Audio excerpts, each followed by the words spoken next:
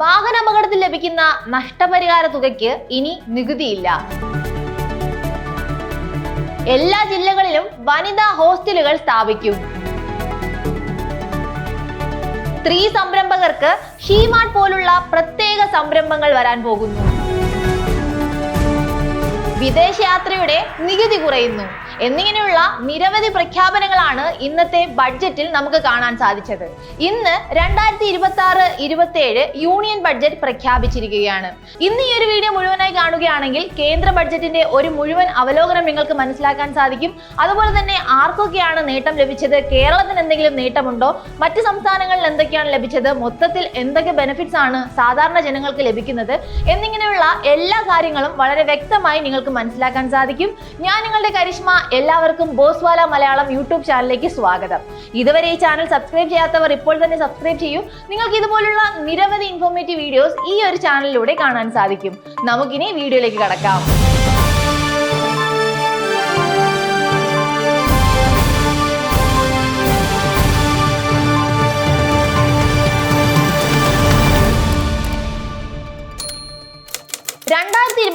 ഫെബ്രുവരി 1, അതായത് ഇന്ന് കേന്ദ്രമന്ത്രി നിർമ്മല സീതാരാമൻ പാർലമെന്റിൽ 2026-27 യൂണിയൻ ബഡ്ജറ്റ് അവതരിപ്പിച്ചു. ഇത് അവരുടെ തുടർച്ചയായ 9ാമത്തെ യൂണിയൻ ബഡ്ജറ്റ് ആണ്. അപ്പോൾ ഈ ഒരു ബഡ്ജറ്റിനെ കുറിച്ച് നമ്മൾ പറയുകയാണെങ്കിൽ അതിൽ ഉൾക്കൊണ്ടിരിക്കുന്നത് സാമ്പത്തിക വളർച്ച, ഇൻഫ്രാസ്ട്രക്ചർ വികസനം, നിർമ്മാണ മേഖല ശക്തിപ്പെടുത്തൽ, MSME ആൻഡ് സ്റ്റാർട്ടപ്പുകൾ, സാമൂഹിക സുരക്ഷ, പരിസ്ഥിതി സംരക്ഷണം എന്നിങ്ങനെയുള്ള ഒരുപാട് കാര്യങ്ങൾക്ക് ബെനിഫിറ്റ്സ് ലഭിക്കുന്ന പല പ്രഖ്യാപനങ്ങളും ഇന്നത്തെ യൂണിയൻ ബഡ്ജറ്റിൽ ഉണ്ടായിരുന്നു.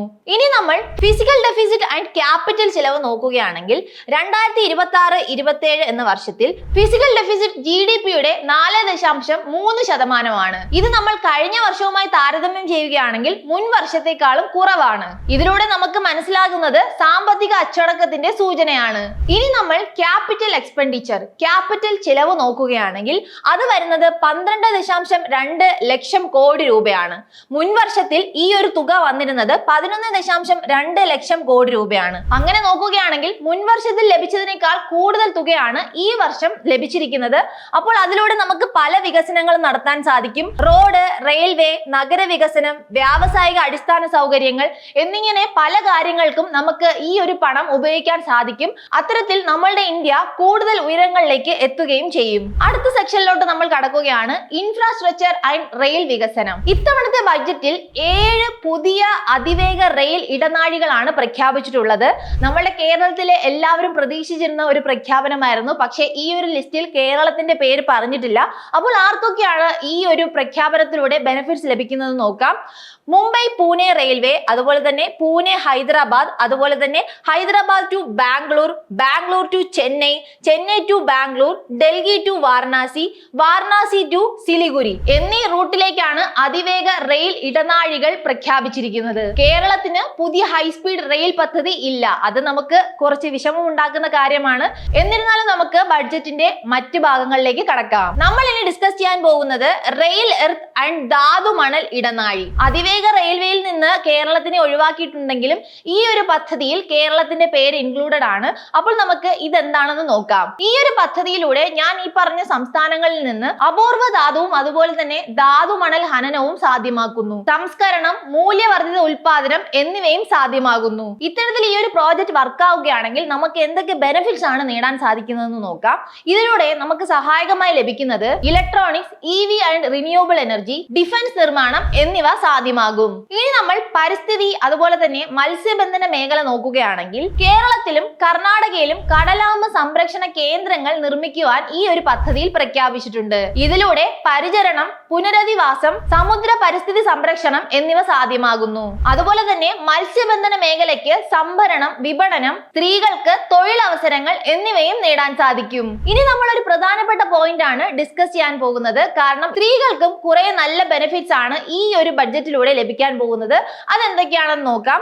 ആദ്യം തന്നെ എടുത്തു പറയേണ്ട ഒരു കാര്യമാണ്, വീഡിയോയുടെ തുടക്കത്തിൽ ഞാൻ ഒരു കാര്യം പറഞ്ഞിട്ടുണ്ടായിരുന്നു. എല്ലാ ജില്ലകളിലും വനിതാ ഹോസ്റ്റൽ സ്ഥാപിക്കാൻ ഈ ഒരു പദ്ധതിയിൽ പ്രഖ്യാപിച്ചിട്ടുണ്ട്.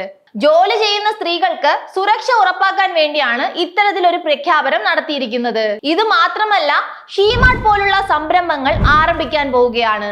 ഈ ഒരു പദ്ധതി വനിതാ സംരംഭകർക്ക് വേണ്ടിയാണ്. അതുപോലെ തന്നെ മാർക്കറ്റ് ആക്സസ്, സാമ്പത്തിക സ്വയം പര്യാപ്തത എന്നിവയും ഇതിലൂടെ നേടാൻ സാധിക്കും. ഇനി നമുക്ക് കാർഷിക മേഖലയിൽ എന്തൊക്കെ ബെനിഫിറ്റ്സ് ആണ് ലഭിക്കാൻ പോകുന്നതെന്ന് നോക്കാം. കർഷകർ ഇപ്പോഴും കൃഷി ചെയ്യുന്നുണ്ട്. പക്ഷേ ആ ഒരു കൃഷി രീതിയിൽ ടെക്നോളജിയും കൂടെ ഇംപ്ലിമെന്റ് ചെയ്യുകയാണെങ്കിൽ നമുക്ക് കൂടുതൽ പ്രൊഡക്റ്റീവായി വർക്ക് ചെയ്യാനും കൂടുതൽ പ്രോഡക്ട്സ് നമുക്ക് ലഭിക്കുകയും ചെയ്യുന്നു. പക്ഷേ ഈ കാര്യത്തിൽ എപ്പോഴും കർഷകർക്ക് തെറ്റുപറ്റാറുണ്ട്.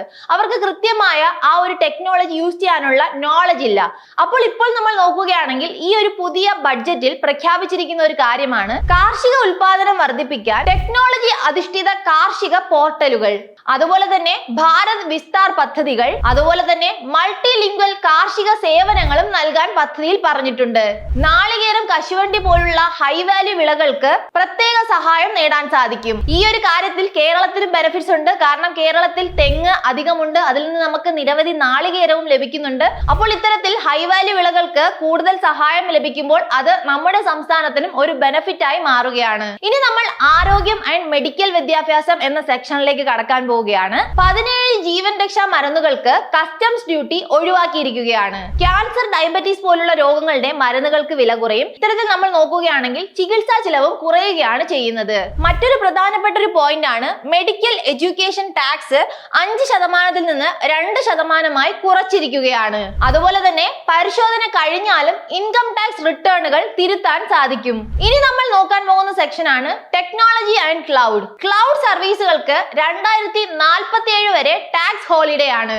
ഇന്ത്യയെ ഡാറ്റ ആൻഡ് ടെക് ഹബ്ബാക്കാൻ ഇത് സഹായിക്കും. അതുപോലെ തന്നെ ഇന്ത്യയിൽ കമ്പനി ആസ്ഥാനങ്ങൾ സ്ഥാപിക്കാൻ നികുതി ഇളവും നൽകും. അടുത്ത ടോപ്പിക്കിലേക്ക് കടക്കുന്നതിന് മുമ്പ് അതിനേക്കാൾ വളരെ ഇമ്പോർട്ടന്റ് ആയ ഒരു കാര്യം എനിക്ക് നിങ്ങളോട് പറയാനുണ്ട്. നമ്മളുടെ ജീവിതത്തിൽ ഉറപ്പായി നമ്മൾ എടുത്തിരിക്കേണ്ട 2 കാര്യങ്ങളാണ് term insurance and health insurance.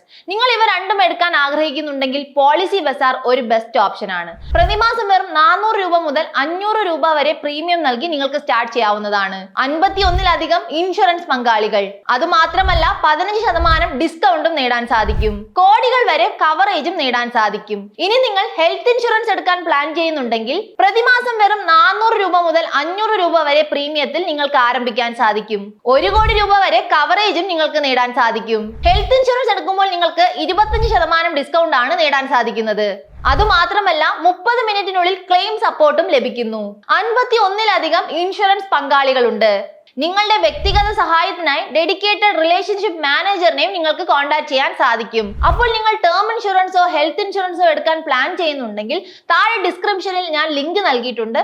ആ ഒരു ലിങ്കിലൂടെ നിങ്ങൾക്ക് ഈ ഒരു ഇൻഷുറൻസ് നേടാവുന്നതാണ്. നമുക്കിനി വീഡിയോയിലേക്ക് കടക്കാം. ഇനി നമ്മൾ നോക്കാൻ പോകുന്നത് വിദേശയാത്ര ആൻഡ് NRI മാറ്റങ്ങളാണ്. ഇത് നമ്മളുടെ കേരളത്തിന് കൂടുതൽ ബെനിഫിറ്റ്സ് ലഭിക്കുമെന്നാണ് എനിക്ക് തോന്നുന്നത്. കാരണം കേരളത്തിൽ നിരവധി പേർ പല പല രാജ്യങ്ങളിൽ ജോലി ചെയ്യുന്നുണ്ട്. അപ്പോൾ അത്തരത്തിൽ ജോലി ചെയ്യുന്നവർക്ക് ഇതൊരു ഉപകാരമായിരിക്കും. ഇവിടെ എന്തൊക്കെ മാറ്റങ്ങളാണ് വന്നിട്ടുള്ളതെന്ന് നമുക്ക് നോക്കാം. വിദേശയാത്രയുടെ TCS 5% നിന്ന് 2% കുറച്ചിരിക്കുകയാണ്. വിദേശ വിദ്യാഭ്യാസം, വിദേശ മെഡിക്കൽ ചിലവ് എന്നിവയും ഇത് ബാധിക്കും. ഇനി നമുക്ക് നികുതി നിയമങ്ങളും കർശന നടപടികളും എന്തൊക്കെയാണെന്ന് നോക്കാം. ആദായ നികുതി നിയമം ഏപ്രിൽ 1 മുതൽ പ്രാവർത്തികമാകും. നികുതി നിയമങ്ങൾ കൂടുതൽ ലളിതമാക്കും. അതുപോലെ തന്നെ ചെറിയ തെറ്റുകൾക്ക് ചെറിയ പിഴകൾ ഈടാക്കുകയും ചെയ്യും. നിങ്ങളുടെ വരുമാന മാർഗത്തെ കുറിച്ച് തെറ്റായ വിവരങ്ങൾ നൽകുകയാണെങ്കിൽ നിങ്ങൾക്ക് കടുത്ത ശിക്ഷയും ലഭിക്കും. ഇനി നമ്മൾ ഒരു പ്രധാനപ്പെട്ട പോയിന്റ് ആണ് പറയാൻ പോകുന്നത്, വാഹന അപകട നഷ്ടപരിഹാരം. സാധാരണ ജനങ്ങൾക്ക് ഇത് വളരെ യൂസ്ഫുൾ ആയ ഒരു കാര്യമാണ്. കാരണം വാഹന അപകടത്തിൽ ലഭിക്കുന്ന നഷ്ടപരിഹാര തുകയ്ക്ക് നികുതിയില്ല. നിങ്ങൾക്ക് എത്ര രൂപയാണോ വാഹന അപകടത്തിൽ നിന്ന് ലഭിക്കുന്നത് ആ ഒരു തുക പൂർണ്ണമായും ലഭിക്കും. നമ്മൾ ടാക്സ് ഒന്നും തന്നെ നൽകേണ്ടതില്ല.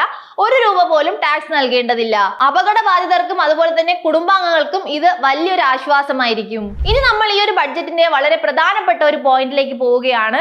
ഈ ഒരു ബഡ്ജറ്റ് പ്രഖ്യാപനത്തിലൂടെ എന്തൊക്കെ സാധനങ്ങൾക്കാണ് വില കൂടുന്നത്, അതുപോലെ തന്നെ ഏതൊക്കെ സാധനങ്ങൾക്കാണ് വില കുറയുന്നതെന്ന് നോക്കാം. ആദ്യം തന്നെ ഏതൊക്കെ സാധനങ്ങൾക്കാണ് വില കുറയുന്നതെന്ന് നമുക്ക് നോക്കാം. 17 ജീവൻ രക്ഷാ മരുന്നുകൾക്ക് വില കുറയും. അതുപോലെ തന്നെ EV ബാറ്ററികൾക്ക് വില കുറയും. മൊബൈൽ ഫോൺ, ഇലക്ട്രോണിക് ഐറ്റംസ് എന്നിവയ്ക്കും വില കുറയും. ലെതർ, ടെക്സ്റ്റൈൽ ഇൻപുട്ടുകൾക്കും വില കുറയും. അതുപോലെ തന്നെ കടൽ മത്സ്യ സംസ്കരണ ഇൻപുട്ടുകൾക്കും വില കുറയും. അതുപോലെ തന്നെ ചില സ്പോർട്സ് ഐറ്റംസിനും വില കുറയും. ഇത്തരം വസ്തുക്കൾക്കാണ് ഈ ഒരു ബഡ്ജറ്റ് പ്രഖ്യാപനത്തിലൂടെ വില കുറയാൻ പോകുന്നത്. ഇനി നമുക്ക് വില കൂടാൻ സാധ്യതയുള്ള വസ്തുക്കൾ എന്തൊക്കെയാണെന്ന് നോക്കാം. വില ഉയരാൻ സാധ്യതയുള്ള പ്രോഡക്ട്സ് ഇതൊക്കെയാണ്. ലക്ഷറി ഐറ്റംസിന് വില കൂടാൻ സാധ്യതയുണ്ട്.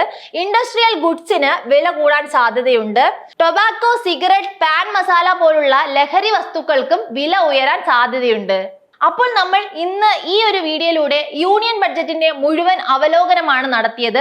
ആർക്കൊക്കെ എന്തൊക്കെ ബെനിഫിറ്റ്സ് ആണ് ലഭിക്കുന്നത്, ഏതൊക്കെ സാധനങ്ങൾക്കാണ് വില കൂടുന്നത്, ഏതൊക്കെ സാധനങ്ങൾക്കാണ് വില കുറയുന്നത്, അതുപോലെ തന്നെ എന്തൊക്കെ നേട്ടമാണ് ഈ ഒരു ബഡ്ജറ്റിലൂടെ ലഭിക്കുന്നത്, സ്ത്രീകൾക്ക് എന്ത് നേട്ടം ലഭിക്കുന്നു എന്നിങ്ങനെയുള്ള എല്ലാ കാര്യങ്ങളും വളരെ വ്യക്തമായി നമ്മൾ പരിശോധിച്ചു. എല്ലാ കാര്യങ്ങളും നിങ്ങൾക്ക് മനസ്സിലായെന്ന് ഞാൻ കരുതുന്നു. ഈ ഒരു ടോപ്പിക്കിനെ കുറിച്ച് എന്തെങ്കിലും സംശയങ്ങൾ ഉണ്ടെങ്കിൽ താഴെ കമന്റ് ബോക്സിൽ പറയാവുന്നതാണ്. നമുക്ക് അതൊക്കെ ക്ലിയർ ചെയ്യാം.